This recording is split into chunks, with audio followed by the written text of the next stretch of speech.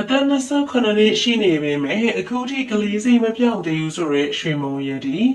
နိုင်ငံစုံမင်းသမီးတယောက်ဖြစ်ခဲ့တဲ့ရွှေမုံရည်တီကတော့ဒိမကြခင်အချိန်မှာလူပညာလောကတွေကိုပြန်လည်ဝင်ရောက်တော့မှလည်းဖြစ်ပါတယ်ရွှေမုံကတော့တစ်ချိန်တော့ရွှေမုံရည်တီတစ်ခေတ်ဖြစ်အောင်လုပ်ပြနိုင်ခဲ့တဲ့သူတယောက်လည်းဖြစ်ပါတယ်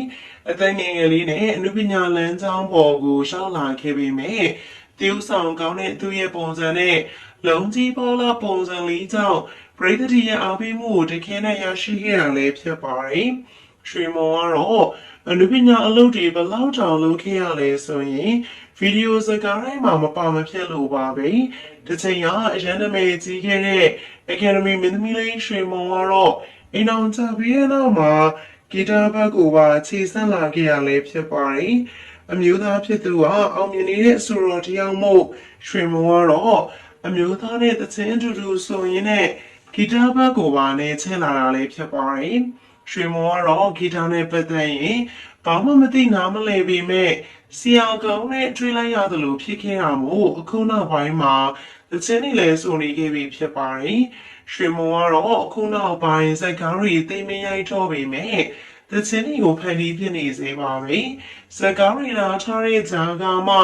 ရွှေမောင်ခင်မွန်းဖြစ်သူရွှေထူးလဲပါရာကြောင့်မျက်ကွယ်ရာဆိုတဲ့ဇလန်းမှာပါဝင်ခဲ့ပါတယ်။သူမ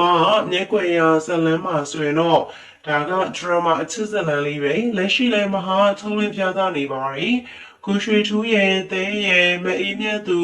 ကိုငိမ့်တော်နဲ့တရုပ်ဆောင်ထားကြတာပါ။ဒီစကားမှာကိုရွှေထူးကတော့အသက်40အရွယ်ဦးအရွယ်နဲ့ပါဝင်ထားတာပါ။သူတို့နှစ်ယောက်ကဒီစကားမှာလိုအပ်ချက်တွေရှိတယ်။အမြင်မသိတော်တာတွေကြည့်လို့မကောင်းတာတွေရှိရင်ပရိသတ်ကဖြည့်ကြည့်ပြီးတော့နားလည်ပေးပါလို့ပြောချင်ပါတယ်။တဲလဲ idol